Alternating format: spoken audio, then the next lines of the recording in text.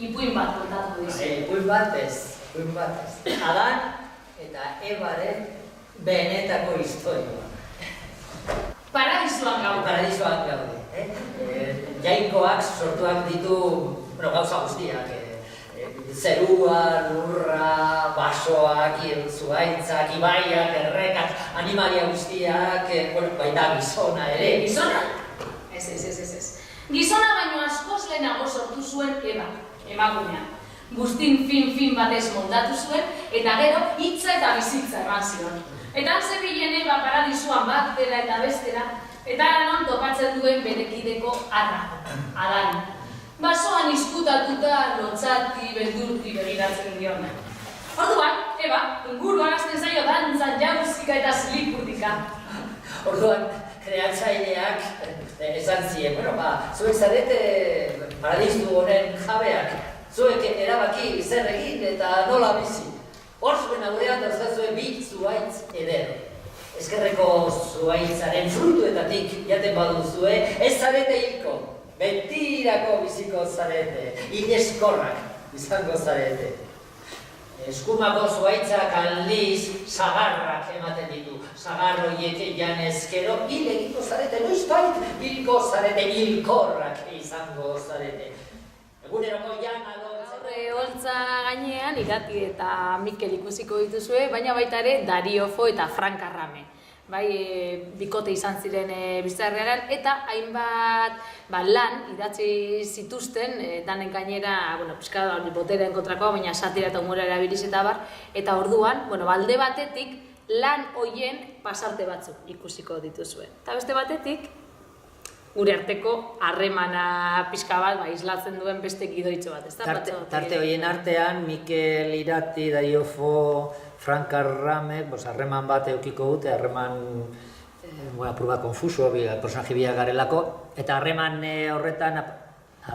horretan lan horiek aurkezten ditugu, eta bide batez gure harremana eta gure personalitateak, Dariofo eta Frank Arrameren harremana eta personalitatea erakusten dugu. Noiz hasi zineten proiektuarekin, nola izan zen prozesu hori? Prozesua izan zen, nik uste dute, urrialdera edo, Mikel komentatu zidan zelan eskatu zioten, ez da, berak asantuko bedu eto, nidakena da nire partea. Pixka, konbita egin zidan, berak hau zeukala buruan, Darioforen inguruko, antzeslan bat egitea, edo gutxienez, bere testuak hartuta zeu zer sortzea, eta loraldia gainera aitzakiona zen, edo plaza polita esan baita ere, horretarako, orduan, nire gonbita luzatu zianean, jakina baiezkoa esan nion, eta gero hortik hasi zen, testu hautaketa batzuk frogatu genituen hasieran, baten bat ugal kendu, beste baten bat sartu, itzulpen berriak eskatu, izan ere euskara itzuliak esan dira eta testu egiten. Eta sortu zen apur bat neurri handi batean Dariofo hil zenean. Dariofo hil zenean, gainera konkretuki niri eskatu zidaten berrian egitea horrelako kronikatxo bat, eta orduan hor repaso egiten eta gainera repaso egiten ikusi nituen zelako ze lan ederrak zeuden hor eta ze bizitza ederra, eta gainera ze harreman eukidudan nik Darioforekin, beneko harreman eukidut, pistolaren begi zuri beltzak, anarkista baten ezusteko eriotza, misterio bufo, gauza horiek egin ditut eta beste gauza batzuk ikusi ditut. Eta orduan, sortu zitzaidan horra zer egiteko gogoa eta iratirekin harremanetan jarri eta hasi ginen biok elkarrekin lanean. Nik kontatu duen hain zuzen ere Frank Arrameren hileta zibilean, Milango kaletan. Zuk? Nik Dariofo. Ipuinean ondo islatzen dira Frank Arrameren grinak. Ezagutza, jakituria, libertatea, maitasuna. Eta baita emakumearen empoderamientoa ere. Franka beti idatzi zuen emakumeen eskubideen alde. Antzerkian bezala, bizitzan ere. Badakizue nola ezagutu zuten elkar Dariok eta Franka? Nola ezagutu denuen elkar? Ez ari interesatzen. Yo pienso que sí. Gainera una longa historia, zarata. Tibirgo. No, Tibirgo. Una longa historia, non sono interesata. Sí, me vergogno frankamente, franka. Ados, ez baduzu nahi. Ez, Dario Fok, ez du nahi, baina Mikelek bai. Kontau, una bella historia. Teatro konpainia berean dute lanean. Eta atzarto dago esatea, baina ni ez nintzen bat ere itxusia. El cabello biondo, grande, La più bella donna d'Italia, mamma mia. Teatro konpainiako mutil batzuk atzetik dituen. Dario ez ordea. No me guardaba niente. Io ero un po' timido. Un po' brutino. Timido, brutino ¿cómo se chiama quello che è de Puccini? Puccini. Sì, quella che... com'era? Visigliarte. Sì, amore, tosca. Ecco, voglio di tosco. Timido, brutino e tosco. Zurekin nintzen ausartzen. Io ero una cosa molto piccola e voi così bella. Azkenean, ensaio batean, arratzalde batean ensaiatzen ari ginela. Jota paretaren kontra jarri, l'ho abbracciato. L'ho abbracciato, che bella parola. E le ho dato un bacio.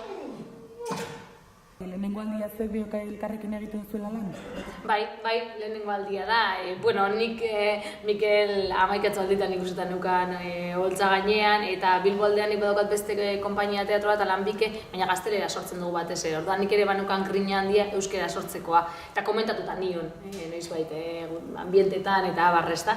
Baina holan alkarrekin, bai, lanean lebilegan lehen. Kainaren bat, bai, ez? Kainaren bat hartuta geneukan. Hori bai, ez da normal. Baina eskenatoki baten gainean ez. Orokorren izan da moldaketa bat, beraiek biak egindako obretatik, edo zuen zer sartu duzue zuena obran?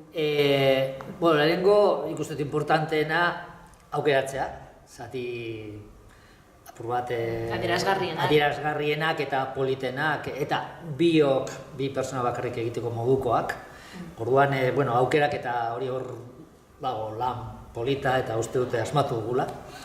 Eta ez, gero aukeratu ditugun zatia, aldaketa txiki batzuk egin ditugu, batzutan bi personai antzekoen testuak aktore bakarrak egiten dituelako, horrelako moldaketa txikiak, baina testuak... Zer ari ensaiatzen? Aveva due pistole con gli occhi bianchi e neri.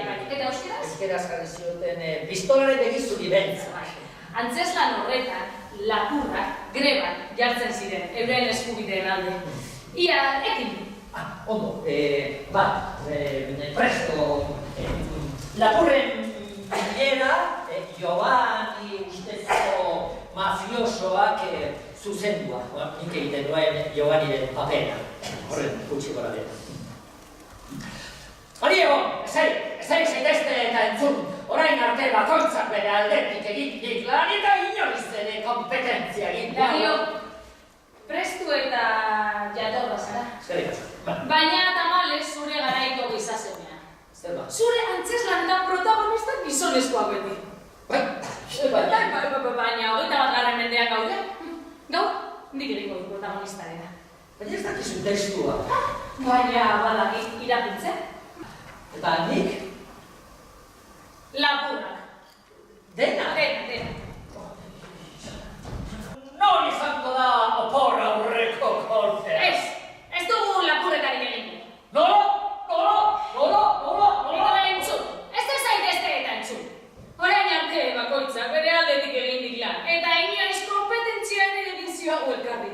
Ikarburu esate baterako. Joan den hilabetean 3 kotxe lapurtu ditu. Eta denbora berean, Pinin eta bere taldekoek 13 lortu dizkite. Bat-batean 16 kotxe gutxiago merkatuan. Eta zein du ondorioa, askoz ere merkeago saldu behar izan dituzuela. Eta azkenean, karburok berak ezagutzen duen esparrutik kanpo saldu behar izan dituela. Eta eskua ezarri diotela. Hoixe duk! Baina nork agindu ziek pelerdo hauei kompetentzia egitea. Kotxe kontua betidanik neurea izan baduk, berau ditu merkatua izoratu dutenak. Eta zer gura duk egitea ruleti eta bereak kartera biketan zera nire negozioan saiatzen baritu. Egin gura duana! Arroio, kobiak entzen bidatzea! Zio horri eta entzoitazu. Zaituzte dona ditu boxeoan aritzeko. Gero aipatu behar da ere itzultzaile Gauza bat itzuli dugu edo eskatu diogu Bai, Xabier Paiari eskatu genion, badago monologo bat, emakume guztiok dugu historia bera, eta oraindik euskaratu gabe zegoena, eta berari eskatu genion espreski, antzeslan honetarako euskaratzea. Eta gero beste zatia itzulita zeuden, eta da, honeko antzerkiaren itzulpegintzan, nahiko izen apur bat daukaten jendea dago horrez. Julia Marin, nahiko ezaguna da, inbeste gauza itzulitut, eta anarkista baten ez usteko eriotza itzulita zeukan, eta hartzen dugun zatia berarena da. Jon Aurre, Bilbotarra, edo, Galdakaokoa uste dela, aspaldian, maskaradarako itzuli zuen Pistolen Begizui Beltzak, hori hartu dugu. Patxotegiriak, Misterio Buforen egiten duguna, eta horrela berak itzulita. Joserra Utretxek edo, berak Adan eta Ebanek itzuli zuen. Orduan badaude itzultzaile... Eta bere bakardadean zuk itzuli duzu, ezta? Bai, hori nuen esan behar, baina... Bueno, nik esan dut. Orduan badaude bat kenduta oso itzultzaile honak daude. Lazaroren berpizketa, etorri ikustera, Lazaroren berpizketa, itxampon baino ez, Lazaroren mirakulu ikustera sartzegatik, itxampon, eskuntxatu, hostia, kanto ziregi nirekin, ez, errespetu pizka bat, aurkia, itxampon aurki bakoitzeko. Eta santu horretik ere agertu gabe. Ikusiko duzue, gauez helduko da, Ilobiz okertuko da, beste bat berpiztuko du. Lazaroren ama protestaka hasiko da, hau ez da nidea, berriro egin beharko dute hildakoa, desastre. Gaztaina urrea, beroa, gaztaina urrea, itxapon, tozera dia. Ez, respetu pizka bat. Hauxe da, ambientea, mirakulotan egoten dena. Hori mirakulo guztietara etortzen nahi, ez dut bat ere gautzen. Batoz! Hortxe batoz! Bai, ura! Erdian dagoen ura! Usten! Ura da! Jesus! Ozen zon puska, Eta autorea, Hori! Ezagutzen dut, artista da, Jesus! Egizu ogi eta arrainen biderketaren mirakuloa! Honena da. Ozen bankete. Pizka bat, zerez! Isildu bat zarete! Ez dut zer entzuten! Jesus zerbait esaten ari da! Igoiko herria altzatzeko agitko eman du! Beiku! Denok ari gara bultzaka! Eutxiko hori nuketa! Dela batera! Iap! Eraikoa! Auki atxa! Baina ze arraio dago hor barruan! Ez gizako du berpiztu! Oso hilda dago! Ilegi! Zeharo hilda! Eta nori zuzendua dago, Grau? Begira, egin dugun azkenengo emanaldia izan da instituto batean. Bai. Eta... 16-17 urte inguru Eta oso polita izan da, hemen testua da nagusi, eta testua da nagusi, oso testu ederrak, eta gero Dario Fo eta Frank Arramera ezagutzea ematen duzula. Irudi agian, gazte etxu egite, ez aile interesatuko eta horrela, ez? Baina oso pozik gehatu ginen, harrapatu genituen, eta horrela, berez normalean egiten dugun, jente nagusi. Zat, edo etortzen dena... Edo publiko loko batentzat, ezaion nire belaunaldiko jente asko ere etorri da ikusten, bikeren banaron... Gainera gaztetxetan, ebili gara... Esplikatu nago ginen aldezarrean, eta oso interesantea da baita ere, figura hauek ez ezagunagoak zatzaizkien personei ere ezagutaraztea. Ez da, batez Franka Arramen irudia, batzutan Dario Fo bera ere ez da ezagun gure inguruetan, baina Franka Arramen irudia eta figura behar bada, izkutatuago egon dena, hori nik uste dozen publikoren. Uste dut Italian ezagunagoa dela, baina hemen gutxiago. Bai, Italian bai. Eta, biak tanto monta, tanto...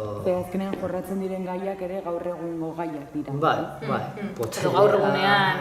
Poterea eta... Gaur egungo bezanetezkena baita bai. Oso ondo ikusi zaitu.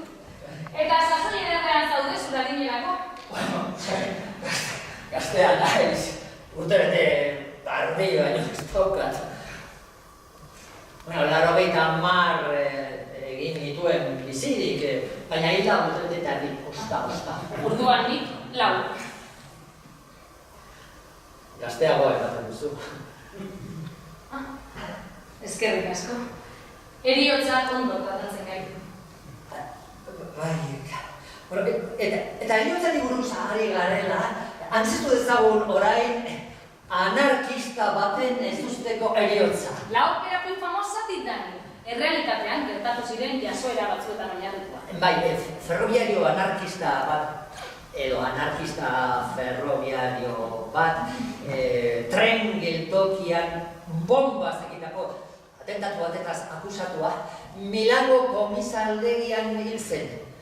Komisaldegiko lehiotik jausita. Hau, benetan gertatu zen. Benetan gertatu zen, eta gure antzeslanean, astebete beranduago, bufoi zoro bat komisaldegian sartu, eta bertako komisario eta poliziak nahazten saiatzen da, amarru eta maskara. Ez da zilegi, erantzukizuna gainetik kendu, eta menpekoen esku ustean.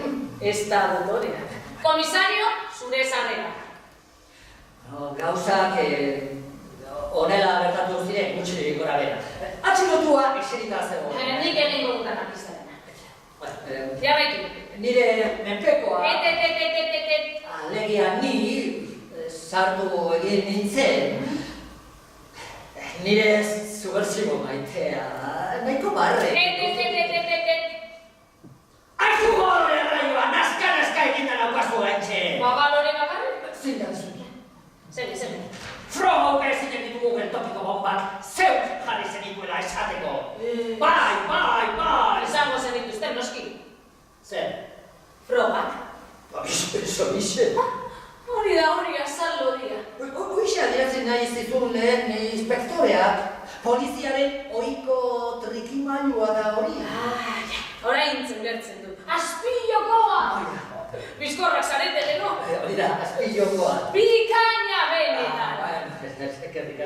Nola nahi ere, guk bagenituen gure sustoak.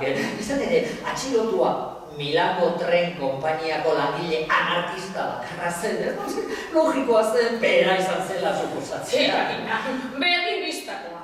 Dedukzio horri jarraituz, hain argi baldin badago, geltokiko bomba tren konpainiako langile batek jarritakoak zirena, horren ondorioz esan dezakegu Erromako auzitegikoak epaile bat jarri zituela.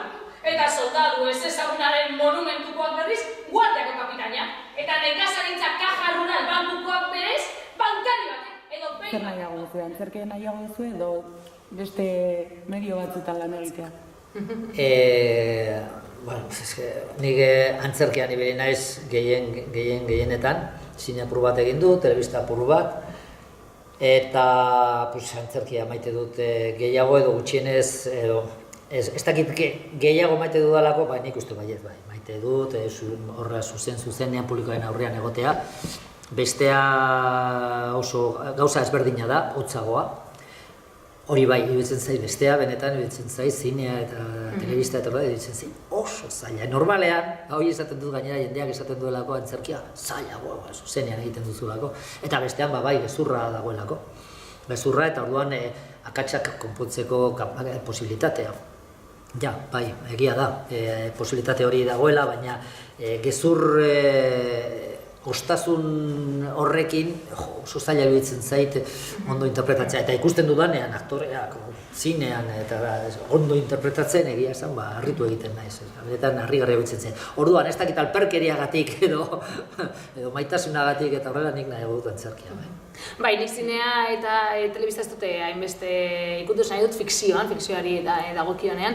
Euskal Herriko Zinema Eskolan bai egon nintzen denboraldi batean, eta uste dut azkenan bi lenguaia desberdin jorratzea edo tratatzen dira, eta zuk ere aktore moduan behar bada zineman ez dakit, batzuetan edo telebistan mugatuago ikusi dezakezu zure burua batzuetan. Bestea da gehiago sekuentzia luze. Hori da, karrera egiteko eta jende ezaguna izateko eta horrela, hobe da 5 minutu pantalla batean, telebista edo zinean, hemen 500 ordu estenatoki batean. Emai guztu orkuren bat? Zer dena da uste duzu abidali nautela bagan? Gobernuak zerbait egin behar du, polizia kasu honekin galdu duen sinesgarritasuna berreskuratzeko. Zer? Justizia eta barne ministerioek erabaki dute Baldin eta zuen mirari batez, katramila hau konpontzeko gai espazarete behintzat, baliagarriak izango zaretela, eskarmentu hon bat emateko. Bazapiztientzako jana izango dara, hauzea mundukan. Ez. Gobernu kakasua. Hau guztia politikarien kontua. Baina guk agindu zehatzak bete genituen. Jakina, premiazkoa zen borroka sindikala geldian azten. Eriotza zu bertxiuaren zan. Eta antzerako leloak giroa zabaltzea, ez da? Ze generotan sentitzen zarete erosuen? Umorea, ze genero? Ni gehienetan umorea egin dut eta imaginatzen dut bizkomika daukadala eta horrela. Eta menperatzen dudala hori. Baina gaiztoarena egitea, edo, en fin, apurra dramatiko egitea eta horrela, asko gustatzen zait. Nahiago nuke orain hori egitea. Personaje horiek oso aberatsak direlako, gaiztoak edo, apurra dramatikoak eta horrela oso aberatsak direlako. Eta, ez dakit, reto bat delako eta kapaz sentitzen naiz, eta, gustatzen zait. Baina, egia esan, komedian eta horrela, gustora sentitzen naiz. Nik orain daukagun, orain hori Alanbike teatroekin, bi produkzio izan genuten, batan neukan personaje dramatikoago bat edo, eta orain, nik pentsatzen ez nuen erregistro batean ere ari naiz dela gehiago komisidadea landuz edo lan, ez? Eta nire adibidez, gehiago kostatzen zait, personaje dauka pila energia eta gauza batzuen gaitik, gauza batzuk errepikatzen delako eta hori, ez da, barrea eragin eta bar. Baina, danak dira interesgarriak, ez? Nire aldetik uste personaje guzti daukatela hori, ez da, parte naiz eta komisidadea landu, parte ilunare badoka personaje horrek. De hecho, nireak oso iluna. Orduan, pixka bat, barrea dator, azaletik, azaleko jarrera izatetik, ez? Eta, baina gero atzean beste gauza batzu daude, orduan, danetan. Beste proiekturen bat duzue buruan, egiteko? Elkarrekin oraingoz ez. Kaina bat hartuko dugu gero? Ia. Baina, etorriko dira. Eta, gero bakoitza bere proiektuetan dago, nik haintxe bertan estrenatu dut monologo bat, tabernaria haitzen dena, instrukzioak botatzeko ondo bat kaina patxoteriarena, eta hor nago eta 2006an egiten. Eta tartean, ez dokirurekin gabiltza oso ondo, zirkuito polita egiten, eta hurrengoa, uste dute, gero dituko dela, ez dugu aldatzen, azaroan estrenatuko dugu, eta horrekin tartean teatroaren barruan, jotake hori saiatzen eta prestatzen. Eta guk Alanbike teatrorekin, aste honetan bertan ostegunean dugu Bilbon emanaldi bat, gaztelea sortzen dugu, produkzioan nagusian gaztelea sortzen ditugu, Sal Marina deitzen da hau, eta gero hori Pabellon 6-en eta Bilbo ingurutik beste toki batzuetan. Baina, nik uste dute sormen prozesu horietan murgilduta.